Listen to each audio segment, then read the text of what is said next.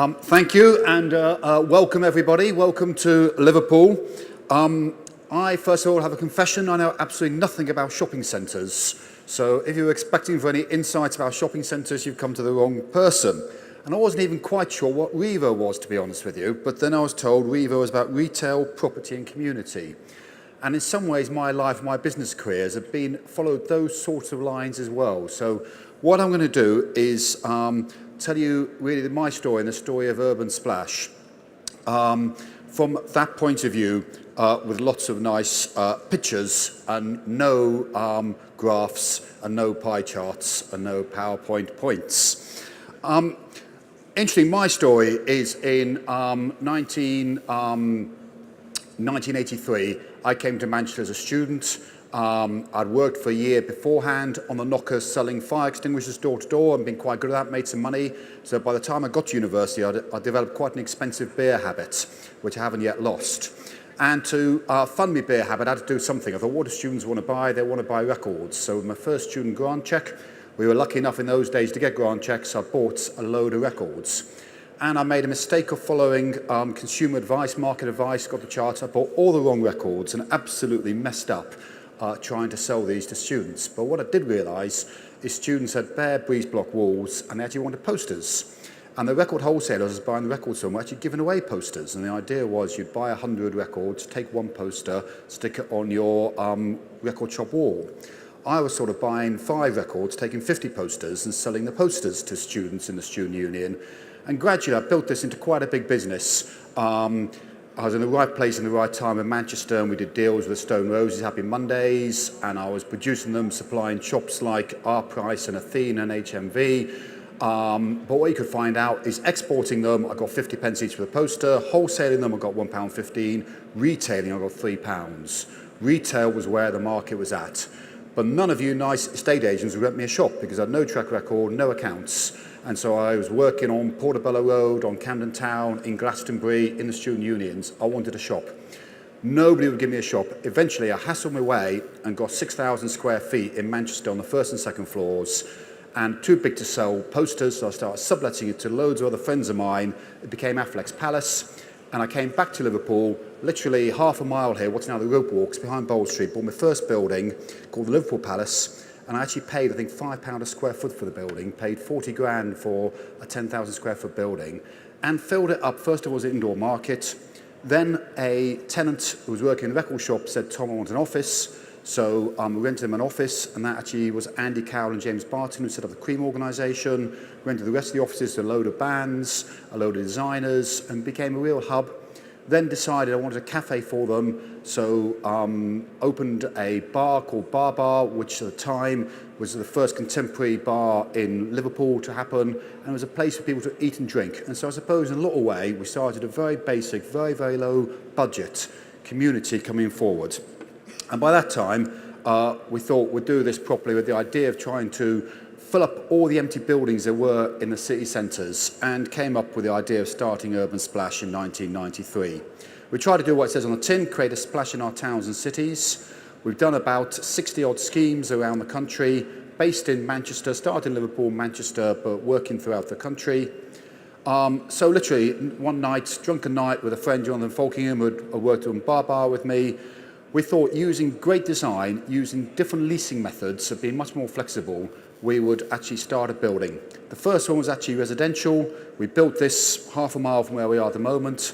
It actually cost us £27 a square foot to build it. We sold them for £60 a square foot. At the time, a couple of hundred people lived in Manchester and Liverpool city centres, and we were sort of described as almost being evil, forcing people to come in to the city centre. But you actually look at it, and you take away the TV, it still looks quite contemporary. And right from day one, we was interested in the space outside the buildings as the space inside the buildings, and created the new square, Concert Square, and we actually demolished that little shed to produce a new outdoor space. And we've always been fascinated with spaces. Juicy House in Manchester, managed workspace. In 1996, we sort of did the Northern Quarter in Manchester. Many of you know Northern Quarter, a really happening place. It used to be that crappy part of Manchester behind Oldham Street, and we actually did a big building called Smithfield Buildings. We got a new name for it. This is Smithfield Buildings, and filled with independent retailers. Began to get noticed by Prince of Wales and others. This was Collegiate in Liverpool. and have always used arts and artists to fill up our buildings as temporary exhibitions to bring life and excitement into the buildings. First new build we did, architectural competition with Richard Rogers as a judge, and came up with Timber Wharf, residential on the upper floors and commercial on the lower floors, and typically started by doing old buildings and filling them up with a variety of different uses. Old mills, old department stores. This was a match factory in Liverpool, and trying to get a mix of uses. And we never see ourselves either as a residential developer or as a commercial developer or as a retail developer, but just developer. 2005, we did Fort Dunlop, many of you will have seen it beside the M6. And here we very purposely started on the ground floor, filling it up with interesting retailers, with restaurants, with cafes, with art galleries, so the office users would feel a sense of place and something to do at lunchtime. Lister Mills in Bradford, quite a tough part of Bradford. The rotunda above the Boring shopping centre. And again, the synergy between people living around shopping centres, I think is very positive. The people who live there can go downstairs to do their shopping. The people in the shops getting more customers. And we've been fascinated with different ways of constructing with modular construction. And then we either had a very bad idea or a good idea at the wrong time of starting a chain of boutique hotels, and an even worse idea of starting in Morecambe, but a beautiful building, the Midland Hotel in Morecambe, some terraced houses. So a variety of different building types, which over the last 24 years we've been developing and always trying to fill them up. And what we're really trying to do is develop a brand.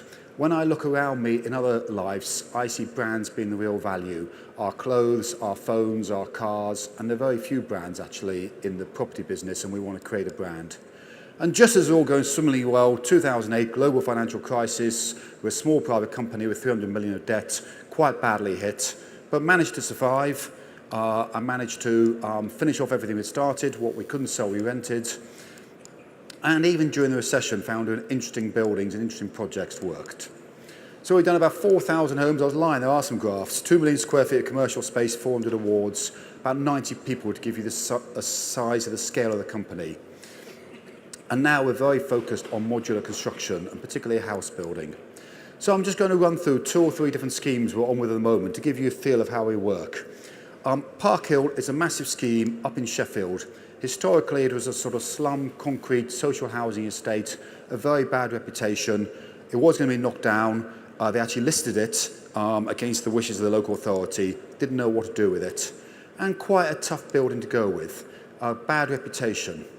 But it's like a castle above the station, very good location in Sheffield, and it defines Sheffield, and for me it was a very good building, and the ability for us to create a whole new quarter of Sheffield. Bit of graffiti we liked. So what have we done? How do we change these places? It's as much about the soft issues as it is about the hard issues. So where are we up to? The first phase is completed. The whole building has been reclad and very visibly different. It's gone from 12 entrances to 1 entrance, a big atrium, stainless steel staircase, a lot of landscaping, a real different feel to it. Upper floor is all residential, interesting apartments. You enter every 3rd level, and so each colour represents a flat. It means the flat's designed very well. Every flat is a duplex. Every flat is double aspect. Every flat is south-facing balcony. Every flat's got better space standards than so-called modern luxury private flats. A lot of happy first-time buyers. But in a way, the residential's the easy part. What about lower floors? A lot of time and effort on the landscaping, planting wildflowers, and then getting the coolest brands in Sheffield to move in. The designers, the filmmakers, the architects, a free public nursery. And actually the journey we go through is much more than bricks and mortar. We started by making a film and a video about aspirations. We made Jutane Park Hill t-shirts. It's like Marmite in Sheffield. Some love it, some hate it. With the Arctic monkeys to wear those. We took it to Venice to the Biennale. We got the BBC to make a documentary about it. All sorts of weird and wonderful things. We got shortlisted for the Sterling Prize. Whole series of events, National Youth Theatre, outdoor performance. We got the Arts Council to put a British modern sculpture show on there, to position as a piece of sculpture and not as a slum. Photo shoots, White Cube Gallery doing dinners, exhibitions, outdoor street markets, outdoor cinema, all sorts of weird and wonderful events. And this was a Scottish Queen, which once was the 2nd most violent pub in the UK, is today an art gallery. So really trying to change it, put in Brutalist Playground, and hopefully open a permanent arts centre there, working with a charity called S1 Arts, try and help them raise £20 million to put a permanent arts centre there, a bit like the Barbican in London. And about to start phase 2, the bit of graffiti we liked, and for £2,000 made into neon. Got a local brewery to make you I Love You, You Marry Me beer. And really trying to get this as a centre place, as a new quarter of Sheffield, just kicking off the next phase this year. Another scheme, Smithstock, up in the northeast, 800 homes. Again, we're going to be putting some retail in there, some restaurants, trying to make a destination. Port Loop in Birmingham is actually an island site, would you believe, in Birmingham. Very early days, just going for planning here, but 1,200 new homes, all sorts of, we've done a manifesto of it, all sorts of different ways to live, much more greener ways to live, much more pedestrian friendly, surrounded by canals, yet 7 minutes walk from Brindley Place. And space for interim uses. And Royal William Yard in Plymouth, a very different set of buildings, an old naval dockyard. Plymouth's actually quite a tough city, in many ways very similar to Liverpool. This was on the wrong side of Plymouth. Fantastic buildings, but quite a tough area. And we started by doing the residential, and in many ways the residential was the easy part because there were great buildings, there were actually scheduled monuments. We had to downgrade them to grade 1 listing and then convert them. But it was more of a challenge of getting a sense of place and actually bringing other users in there. We approached every single restaurateur in Plymouth, and none of them would go in there because they saw this being on the wrong side of town. Historically, there'd been a red light district outside of it. They thought we couldn't make it work as an area. But we attracted a whole series of commercial users, offices, 9 different restaurants there now, university. We've got Hugh Funny store to move in with his River Canteen, pop-up tech companies, a new marina, Brasserie Saint-Pierre, Prezzo, Wagamama's, Secco, an artisan baker, an organic coffee maker, Wildwood, and now it's become the place to eat and drink in Plymouth. We put in a wine shop. We run all sorts of food markets every month, craft fairs, circus events, outdoor theatre events. We've got the Antiques Roadshow down there, the British Art Show, Weekend of Wonders. So all sorts of wild and wonderful and different events to bring people in there. We run a big events program. We do a lot of work on PR and publicity to get people to come down there. We actually get a ferry to bring people in by boat. We've got a cycle hire scheme to bring cyclists in. We open up the Southwest Coast Path with this new stairway to Devon, we call it, to bring walkers in, and a new car park to bring drivers in. You can even come by paddleboard if you're really feeling exciting. We've got artist studios in there where artists actually make work as well as show it. Got Nick Sirota from the Tate to open it up. So all sorts of interesting things to do if you just want to hang around there, see the building. And we've got the last building we're going to go on site with this year called Melville, with some more commercial space and some more retail space coming in there, a new courtyard. And we're about to start on the Civic Centre, another building right in the very heart of Plymouth. And there we want to put a whole series of restaurants on the ground floor, and we're very interested in working on different leasing systems on turnover rents rather than fixed long-term leases, which we think will work. And our job is to curate the right collection of retailers to go inside there. Some old mills we're working on in Manchester, Beehive Mill in Ancoats. This was the last bastion of ugliness. We've worked on Georgian buildings, Victorian buildings, Art Deco buildings, and this was a 24-year-old, coming to the end of the old 25-year-old leases, fairly ugly office building, but we're repainting it, taking out the suspended ceilings, polishing the concrete, and trying to make it into a funky workspace inside. One of the last lofts in Manchester, Avro launching this one to make big, raw lofts. Stubbs Mill, office building, Fanatics kit bag, just moving in there, keeping the best of the old buildings and turning into them with the best of the new buildings. And the last scheme is New Islington, which is a mixed use, quite a tough area in Manchester, old council estate, rehouse all the existing residents, and trying to create a whole new sense of community in here. Going for 2 canals, master plan connecting the 2 existing canals, putting a new canal, making models, doing paintings, making videos, showing people not necessarily every building is going to be like this, but showing people the adventure we're going on, the journey we're going on, trying to get a sense of adventure, of turning one of the worst places in Manchester into one of the best places. A new park, putting a marina in, sponsoring a primary school with Manchester Grammar School to make one of the best primary schools, using interesting architects to do interesting buildings, filling up the ground floor with interesting uses, putting a marina in there, encouraging restaurateurs, and now increasingly working on modular houses, which by and large we are doing on greenfield, brownfield sites. But actually, why not put some of these modular houses built in factories on top of a shopping centre that tend to be single, double stories, particularly a new one? I think it could be quite interesting. And for us, I think what's made us successful is commitment to architecture. People like good buildings and also taking a long-term view. So many developers, I think, just want to get in, get out, and we sort of see ourselves as custodian. And that mix of uses. Ever since the beginning, we're doing a mix of uses with retail, with living, with office space. I can send any of you a book if you want to find more about it. And this is the last slide that I'll leave on, and I always finish this.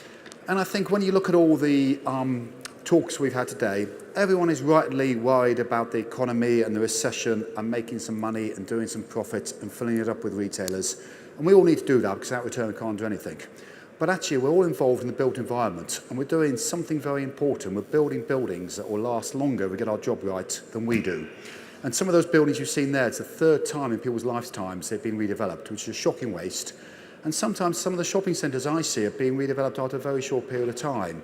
Yet other streets, like the great London streets and the great Manchester Mills, have lasted hundreds and thousands of years, or hundreds of years anyway. And this was an oath sworn by the citizens of ancient Athens, that we shall leave this city not less, but greater, better, more beautiful is left to us. And I think we're all very privileged to work in the built environment, but I think it's something that we should all try and do, leave our towns and cities a bit better than we found them. Thank you very much for listening to me.